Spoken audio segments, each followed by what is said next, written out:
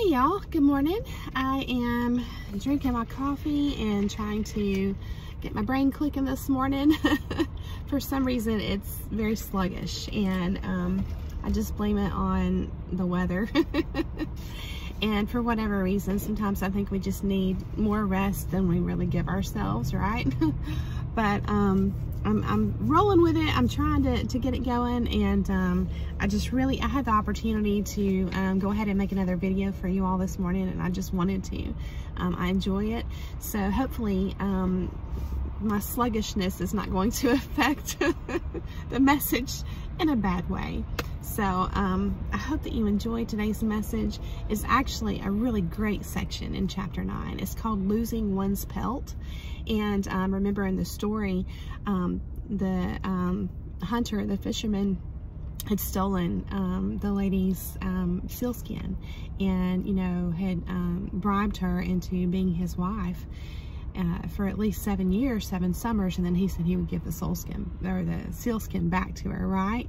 So this is the symbolism of losing the pelt, losing that, and what that symbolizes, what it means for us in our life. So it's a really great section. I hope you enjoy it. And I actually struggled to pick out what I'm going to read direct to you and what I'm going to summarize, because she just does such a good job herself that I really didn't want to cut out any of it. But for time's sake, I think that's necessary. So it opens up with a very powerful statement. Okay, so if you look at the last section that we covered, after the story, Sealskin, Soulskin, that section was called Loss of Sense of Self, Loss of Sense of Soul as Initiation.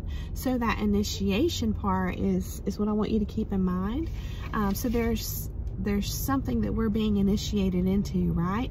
Well, we get our answer right here in the opening of this next section. So it says, the development of knowing, as in versions of Bluebeard, Rapunzel, Devil's Midwife, and Briar Rose, and others, results from first being unaware, then tricked in one way or another, and thence finding one's way to power again. The theme of a fateful catching that tests consciousness and ends in a deep knowing is a timeless one in fairy tales with female protagonists.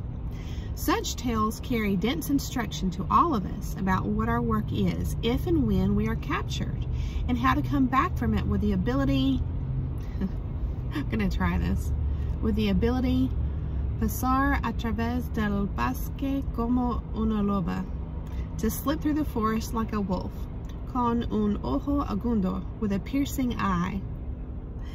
So she talks about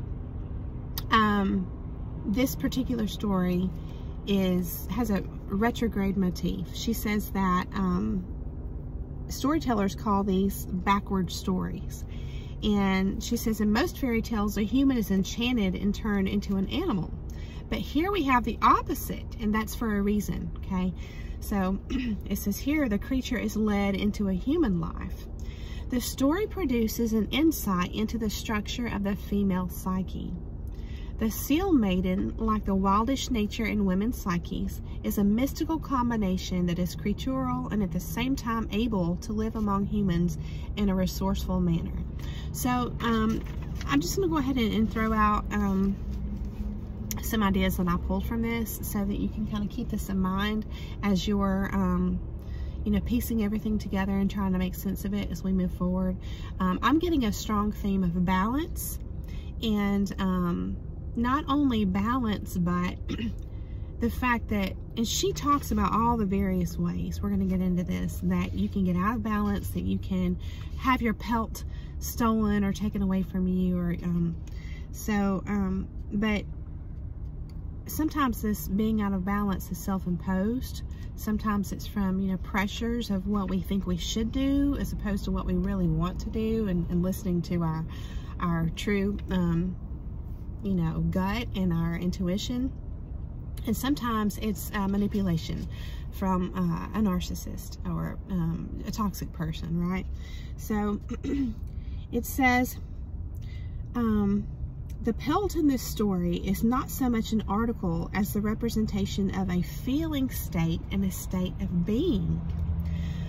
That's where I get that balance theme.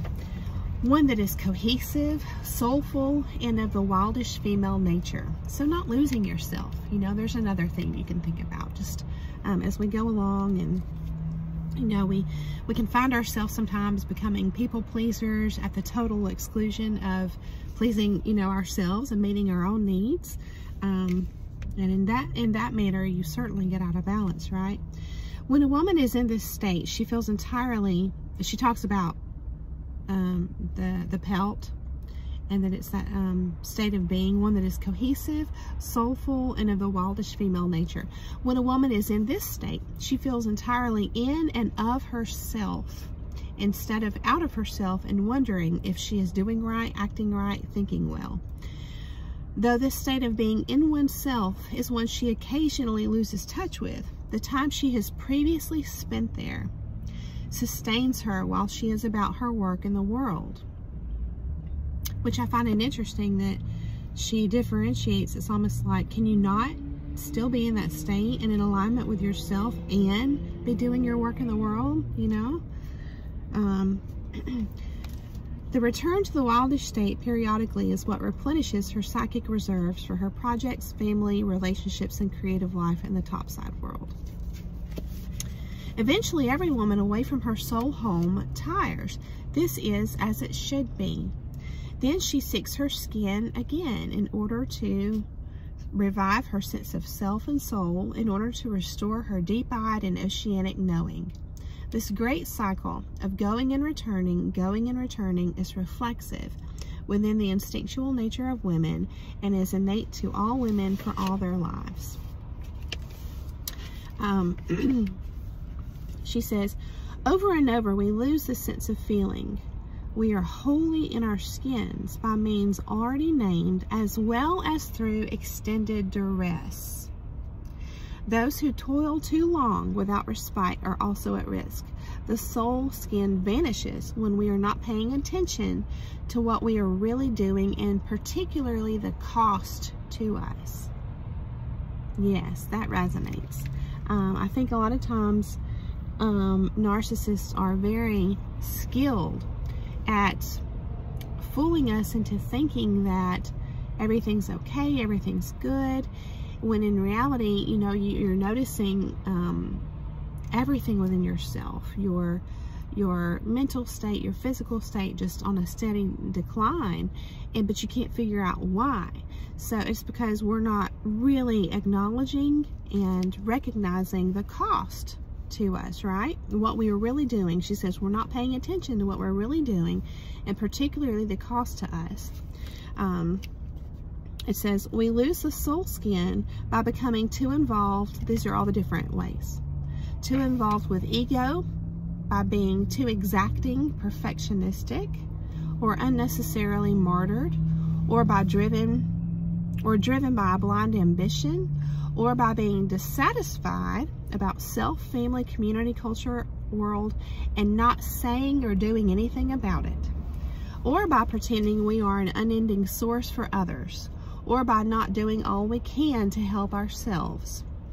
Oh, there are as many ways to lose the soul skin as there are women in the world. Yes. So, she says the only way to hold on to this essential soul skin is to retain an exquisitely pristine consciousness about its value and uses. So that goes back to just every morning waking up with intention and, you know, striving to be mindful throughout your day. And it takes effort, you know. And she even mentions here that it's really not, she says, no one can consistently maintain acute consciousness, you know. But it says we can keep the theft of it to a bare minimum. So when she says the theft of it, she's talking about the soul skin, but that's tied directly into maintaining our acute consciousness. So it's, again, it's all about that alignment with our intuition, knowing what's good for us, because if we're not healthy and in our best state, then we can't truly be operating and producing good for others. So we first have to take care of ourselves anyway.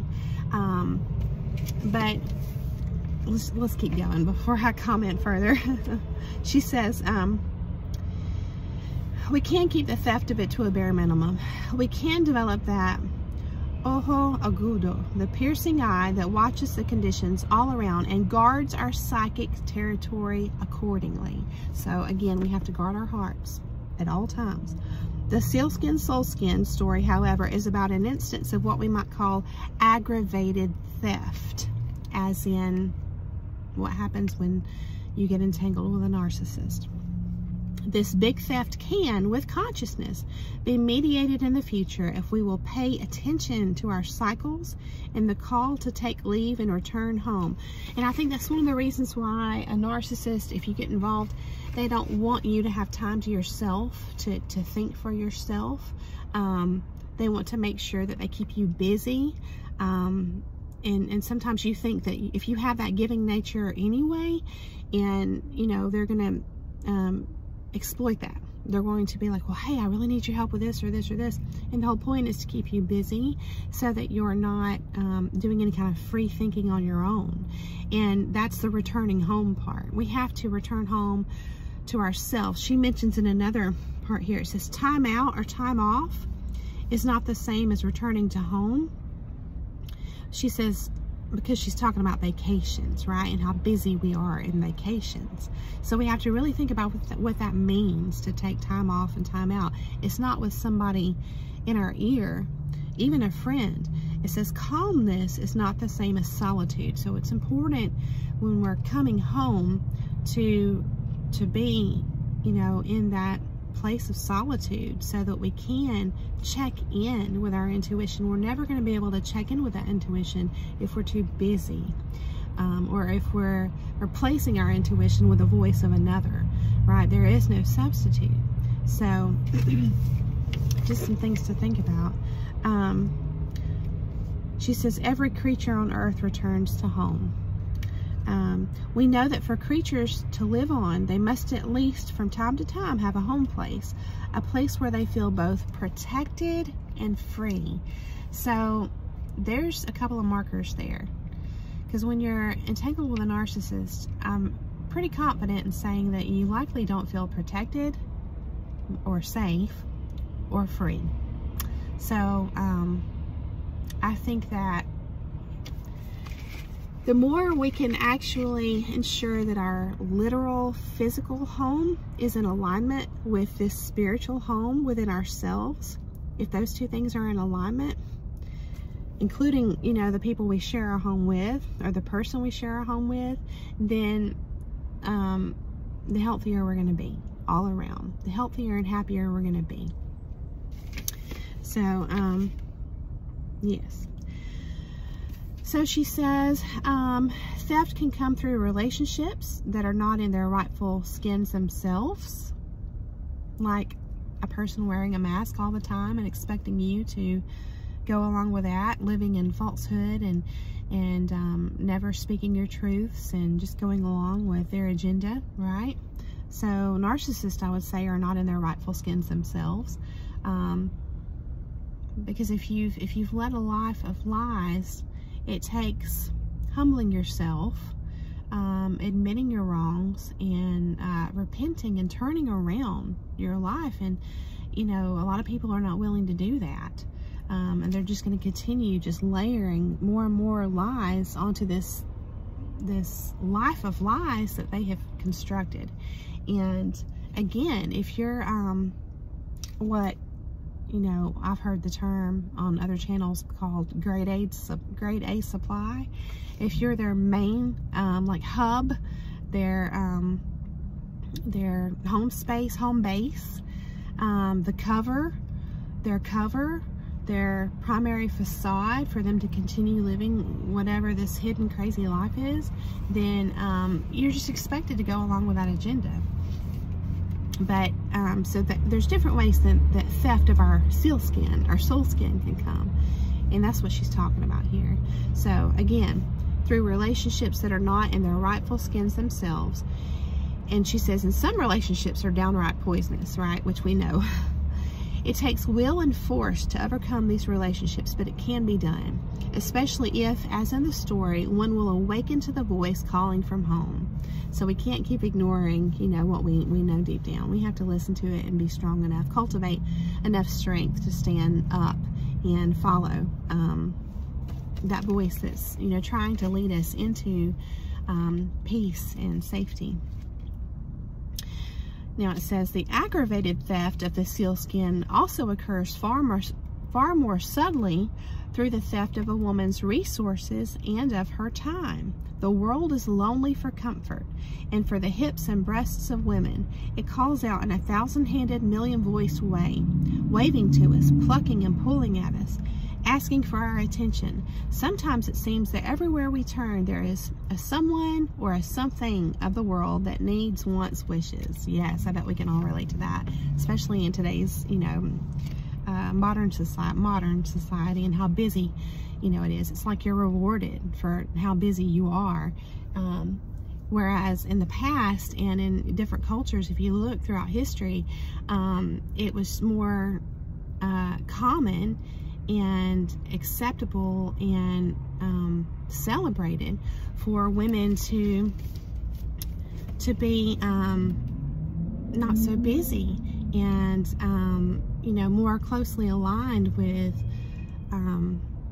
traditional values, you know, with their families, and I think that was probably a time when these lessons about staying aligned with you know, our true purpose and our true selves. I think that these lessons were probably handed down because women had the time and resources and the traditions in place to sit down with the young people in their family and to teach them, spend that time to actually teach them about life and some deep lessons, you know, to prevent them from growing up and making mistakes and poor choices. So you just have to look at all the influences that we have today in our society, and how depleted we are, and how we're just expected to just go and do, and all that affects us, you know, not to mention, you know, getting involved with a toxic person on top of that, or a toxic job, or a social group, or a circle, whatever it is. It says, though we see that the skin can be lost through a devastating and wrong love, this is interesting, it may also be lost in a right and deepest love. It is not exactly the rightness of a person or thing or its wrongness that causes the theft of our soul skins.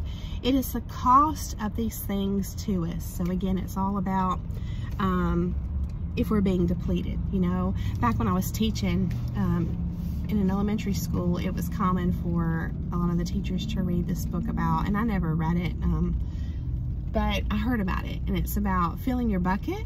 And it was to teach the children that you can't pour from an empty bucket, basically. You know, you have to make sure you're not living depleted, in a depleted state. And I think sometimes adults need to be reminded of that story too, that lesson.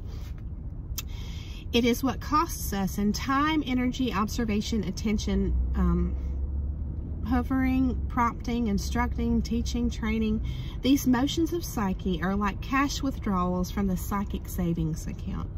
The issue is not about these energetic cash withdrawals themselves, for these are an important part of life's give and take, but it is being overdrawn that causes the loss of the skin and the paling and dulling of one's most acute instincts.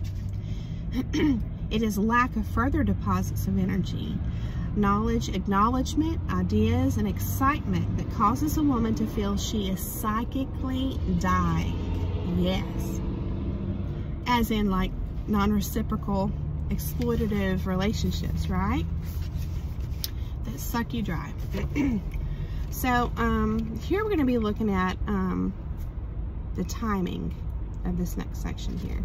It says, in the story, when the young seal woman loses her pelt, she is involved in a beautiful pursuit in the business of freedom. So she's good, you know, she's happy, she's content, she's doing her own thing, and then along comes the thief, right? So she dances and dances and does not pay attention to what is going on about her. Again, she's not being mindful, she's not paying attention. When we are in our rightful wildish nature, we all feel this bright life. It is one of the signs that we are close to wild woman. We all enter the world in a dancing condition. We always begin with our own pelts intact. Yet, at least till we become more conscious, we all go through this stage in individuation. We all swim up to the rock, dance, and don't pay attention.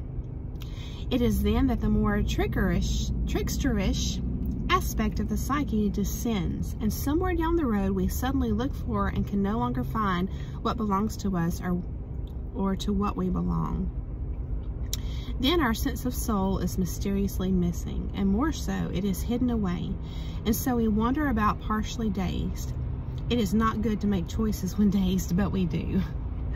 We know poor choices occurs in various ways. One woman marries too early, another becomes pregnant too young, another goes with a bad mate, another gives up her art to have things, another is seduced by any number of illusions, another by promises, etc., etc. She goes on into that. Since there are hundreds of ways to lose one's soul skin. Then she goes into the symbolism of animal hide and how, this is really interesting. She says, you know, the hair, it will stand up, you know, like if you get chilled, you know, and it's like it'll stand up. And it also happens, you may have seen like dogs, you know, will have, sometimes their hair will stand up on end if they're detecting like something that's dangerous, or like if they feel like they need to be protective. So this is just like a natural sensing part of the skin and hair. It says among the Inuit, it is said that both fur and feathers have the ability to see what goes on far off in the distance. And that is why a shaman wears many furs, many feathers, so as to have hundreds of eyes to better see into the mysteries. I thought that was really cool. So the sealskin is a symbol of soul that not only provides warmth, but also provides an early warning system through its vision as well. Because remember, she's dancing on the rock and she's not paying attention, right? Because she had taken off. So it's kind of like when you let your guard down too, is the way I would see this. And so that initiation process is learning to never let your guard down, you know, and that's what the deep knowing, I think, is. It's just to always stay in alignment with being mindful and listening to your needs and your intuition, and again, never letting your guard down. So she says, you know, how the pelt is used, you know, by hunters as a product for survival. You know, like historically they would use it to make boots, to line parkas and different things like that. It says psychologically, to be without the pelt causes a woman to pursue what she thinks she should do rather than what she truly wishes. So it's when we're not in alignment with our deep wisdom, our truths, you know. It causes her to follow whoever or whatever impresses her as strongest, whether it is good for her or not. Then there is much leaping and little looking. So we're just leaping right into traps, you know, traps. They're left and right. And, you know, it's that whole, I should do this, or, you know, this is what's expected of me, or with complete exclusion to, is this really what I want? Is this really what's best for me? Checking in. It's at the exclusion of checking in with that inner GPS, right? And so again, she mentioned specifically that it's what she thinks she should do rather than what she truly wishes, because I think that what we truly wish is going to be in alignment with what we really need too, you know, via the intuition, via our truths. So we have to always make room in our life for checking in with that intuition, and, you know, ask ourselves, what do we really want? You know, is this in alignment with this? How does this hit me. Does this feel good? You got to make room for the good stuff in life. You got to. And if you don't, I think you're just going to set yourself on this path to continue by what you should do. So I think that making a conscious practice to keep yourself aligned with what feels right, you know, the good stuff. So I think that'll help us avoid traps. It says, so you can see that in a world that values driven women who go, go, go, the stealing of soul skins is very easy. So much so that the first theft occurs somewhere between the ages of 7 and 18. Excuse me. By then, most young women have begun to dance on the rock in the sea. By then, most will have reached for the soul skin, but not found it where they left it.